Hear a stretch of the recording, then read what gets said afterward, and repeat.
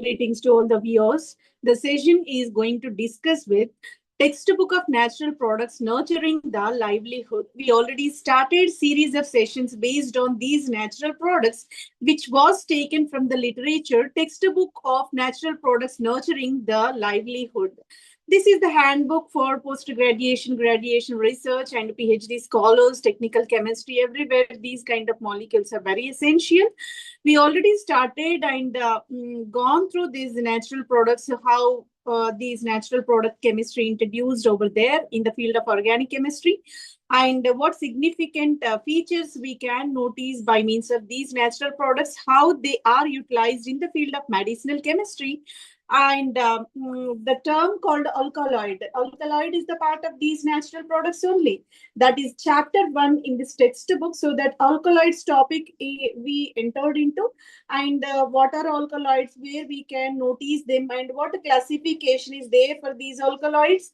And in that alkaloids segment, we took that quinine as the one of the example. We are discussing elaborately about these quinine compounds, which is the anti-malarial drug. So the introduction regarding quinine, and later on we gone through its biosynthetic pathway, then occurrence of that quinoline molecule, history behind that quinoline, isolation, extraction, applications, everything got finished up. And now we entered into that segment called laboratory synthesis. Whichever earlier sessions we discussed available at the channel called World of Competitive Chemistry. Now let me go with this laboratory synthesis of quinine drug. The first reported total synthesis of quinine was achieved in the year 1944 by the scientist called Robert Burns Woodward and William von Eggers-Deering. Right, these two scientists together succeeded in the field of this quinine laboratory synthesis in the year 1944. How can we synthesize this quinine within the laboratory? What are the key features? Let me discuss. Construction of quinoline. Quinoline being it is the important skeletal core over this quinine molecule. It is the pharmacophore over there. That's the reason why establishment of quinoline is very essential, right? Construction of quinoline ring system is required later on. Formation of the quinacridine bicyclic structure is in either step. This is the kind of biotransformation we can discuss. A coupling of both the units to produce the quinine. Quinoline is one of the segment. Nucleotide is another segment. Both to be combined in such a manner, giving rise to a natural product called quinine, which is the effective pharmacophore for anti-malarial activity, right? So this is the starting material, quinoline nucleus, we can say, with the hydroxyl functionality. Woodward and Deering. So these two scientists together worked upon the synthesis of quinine within the laboratory in the year 1944. Multiple steps got performed over this quinoline skeleton. So these many arrows indicated that these many steps proceeded in order to achieve these compounds. So this compound is generated, which is called what? Saturated. Wherever you observe this biannular ring system, that will be transformed into saturated piperidine ring with the side chain of alkyl carboxylic acid, and this side you can notice the ethyl moiety. This is the way a kind of molecule is generated. This molecule is further achieved with the same Woodward and Deering gone through the subsequent steps. So some suitable reagents got added over there, and suitable reaction conditions and suitable solvent mixed up. And at that environment, there is another new intermediate compound is originated along with this Woodward and Deering. Neither two scientists also taken up this effort for the synthesis of quinine. Postnick and Prelog. These two scientists also taken part of this quinine synthesis, so that here the new molecule got originated, which is quinotoxin, where you can notice this kind of, what is this? This kind of quinoline nucleus with methoxy. Initially, there is a hydroxyl that transformed into a kind of methoxy functionality.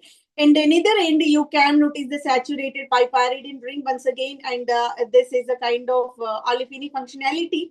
And here is the alkyl chain bridging between the quinoline and the piperidine, where the ketonic functionality is located at the position number two with respect to this kind of nucleus, right? So this is called quinatoxin. Quinatoxin is another compound achieved after so many successive intermediary steps in this chemical synthesis, Rabe and Klingler. So further, Rabe and Klingler proceeded for the transformation of quinatoxin into the quinine. This is the way the final product quinine got synthesized. The simple modification you can observe over here is a kind of cyclization in between this alkyl and the nitrogen atom, giving rise to a kind of bridgehead carbon atom, a kind of polycyclic ring system you can notice over there, and wherever ketonic functionality is there, that subsequently reduced into the secondary hydroxyl functional group. So this biotransformation achieved by the scientists together called Rabe and Kindler, and finally we achieved a compound called quinine, which is potential anti-malarial agent. This is the way a kind of a quinine synthesis is achieved. And in the same manner, quinine can be transformed into quinatoxin by the scientist called Patcher. Patcher is the scientist who successively back transformed it. This is called retrosynthesis. Quinine back converted into a quinatoxin by the scientist called Patcher. This is the way multiple mechanisms got followed, multiple intermediates got involved, and so many scientists exert their effort in order to achieve this final product called quinine, starting with this quinoline moiety. This is the way Quinine-Laboratory synthesis got achieved. And we entered into the next segment called applications of the quinine. Quinine has several medicinal and industrial applications as well. Anti-malaria. This is the important application of the quinine anti-malarial drug. It is used in the treatment of malaria caused by Plasmodium falciparum. Plasmodium falciparum is a microorganism, tiny one, so which able to induce the malarial fever in the living organisms through the mosquito bite. That will be transformed from one person to another person, so that we can say this is the contagious disease. Contagious diseases are nothing but that can be transmitted from one person to another person, either through mosquito bite, either through any of the medium. That is said to be contagious diseases, right? So this malaria is also possible to spread through the mosquito bite. So that this is a kind of Plasmodium falciparum is a kind of a pathogen, we can say, disease-causing organisms whichever present, which are said to be pathogens only. And here, this is the cause for the malaria fever, and that is effectively eradicated by this quinine, right? So let me show the entire process of malaria, in induction of malaria fever in the living organisms. Here is the mosquito you can notice, which is sucking the blood from the person who are suffering with this malaria fever, so that pathogen is also transmitted from that person to another person through that blood whichever taken by that one. The blood cells will be stored within that mosquito only, and the liver stage will be there, and gametocytes will be developed within. So slowly, whichever taken up by this mosquito, slowly they are developed into the kind of pathogens which inducing that disease. Parasites sucked this blood, and this is the way malaria disease induced into the human being, right? Here you can notice the Ronald Ross. Sir Ronald Ross is the eminent scientist who worked upon this a cause of malaria, and what are the important steps, and what are the symptoms, and what are the causes, and how can we eradicate this parasitic malaria. So he worked in Secunderabad, Hyderabad, in Telangana state of India, so that this historical monument placed in front of that office where he worked in order to remind his effortless work in the field of this malaria eradication. Sir Ronald Ross, he worked upon this malaria and how this plasmodium is inducing that malaria disease and what are the symptoms, how quinine is efficiently working upon the eradication of that one. Entire work got carried so that you can notice this monument, and even his statue is in front of that office where he worked, right? This is the way the people who are dedicating their services towards the massive usage of the humankind always noticed. So this is about the Sir Ronald Ross. Now let me go with the applications of quinine in continuation to anti-malarial activity. It is also having antipyretic. In general, not only the malarial fever, rather all kind of fever conditions will be reduced by means of this quinine. And apart from fever reducing tendency, in analgesic, that means pain relieving is also additional application for this quinine, so that fever and pain conditions will be relieved. This is the way quinine is working upon this fever and pain relaxation. Treatment for leg cramps. The people who are suffering with the leg cramps, muscular disorder it will be, or else a neurological problem, we can say leg cramps are possible. So at that condition also, the quinine is very efficient to work, and that used to induce the harmony in the leg movement, so that we can consume this quinine as a curative agent for leg cramps, right? So nocturnal muscular cramps. So it is induced because of muscular irregulation only. That's the reason why quinine is efficient in order to relieve the muscular cramps only, right? So this is the way quinine is working efficiently. And flavoring agent. Apart from the curative activity, disease treatment, quinine is also having flavor. Flavor in the food additives as well, being it is the kind of alkaloid, it is a part of alkaloid we are discussing about. Being nitrogen is the essential element in that quinoline moiety, so that bitter flavoring agent it will be. All the bases are bitter in taste. That's the reason why bitter flavor induced by this quinine. So in the beverages like tonic water manufacturing, it is added as an ingredient in order to induce the flavor. Here only the activity to induce the bitter flavor for that kind of beverage. So this is another application towards this quinine. Fluorescent compound, right? Fluorescent compounds are nothing but that able to absorb the light and that having the tendency to glow even after the source of light will be removed. That fluorescent tendency is given for the compounds, a few compounds only, not all. Coumarin is the class of that kind of category. Coumarin is the most essential natural product. In the same manner, here quinine is also having that kind of fluorescent activity. It is used as a standard in the fluorescent spectroscopy, being it is absorbing and emitting light even after the source of light is stopped. So that kind of light emitting property is there. So it is used as a standard in the fluorescent spectroscopy. Due to its strong fluorescent tendency, it is optical property, we can say. Light related properties are studied in the photochemistry. So that fluorescent activity is also there. That's the reason why it is taken as a quinine is taken as a standard in the fluorescent spectroscopy. Then chiral reagent in the organic synthesis, being the molecule containing the active chiral carbon atoms within. That is the reason why chiral reagent, it is working like a chiral reagent in the synthetic organic chemistry. That's the reason why quinine derivatives and its analogs also taken as a chiral catalyst in order to resolve the compounds whichever mixed. For example, enantiomers are mixed, it is very difficult to separate them. Enantiomers are the kind of compounds of same molecule, same molecular formula, but only the orientation matters, right? So at that condition, if quinine is added, being it is a kind of optically active one, it able to separate the enantiomer. That is called resolving. That is called the resolution.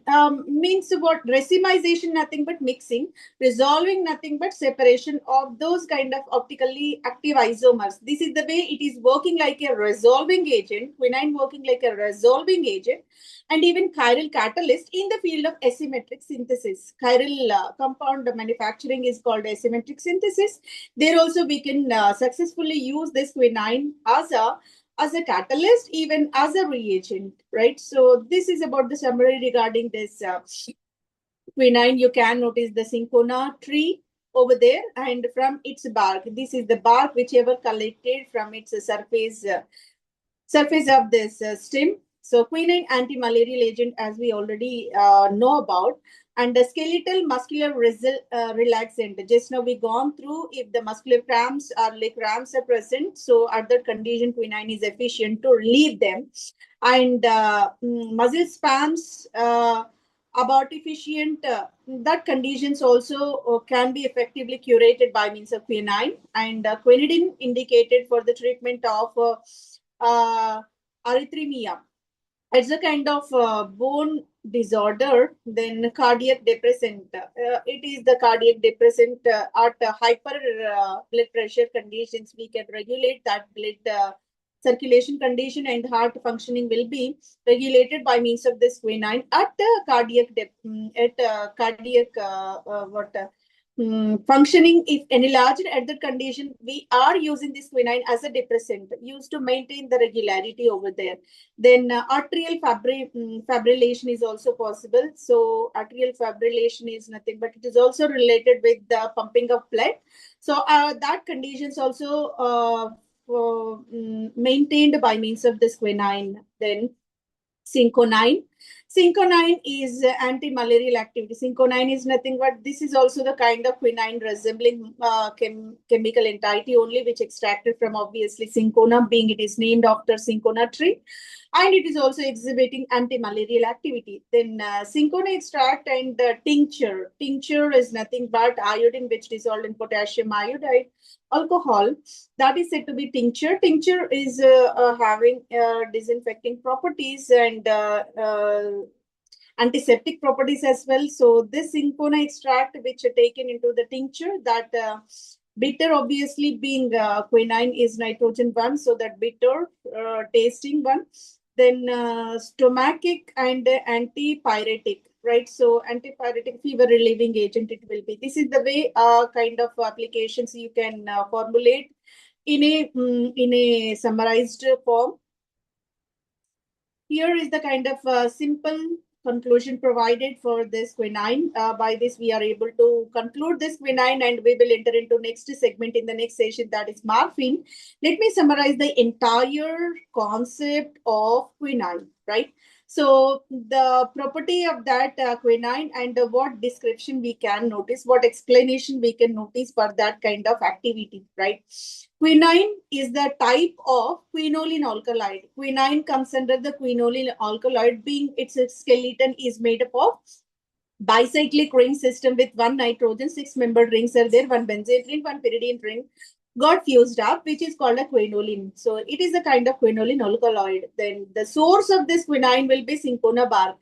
From the cinchona bark, we are able to extract this one. Then molecular formula for this quinine will be 20 carbons, 24 hydrogens, 2 nitrogens, 2 oxygens are located, so that C20H24N2O2 is the molecular formula resided for this quinine. Major use for this quinine will be anti-malarial agent. Plasmodium falciparum is the pathogen which inducing malaria disease, which eradicated by means of this quinine drug. Discovery, which is first isolated in the year 1820 by Pelletier and Cavanto. This first isolation got carried in the Peruvian South American region. Biosynthetic origin tryptophan derived indole alkaloid pathway is taken up.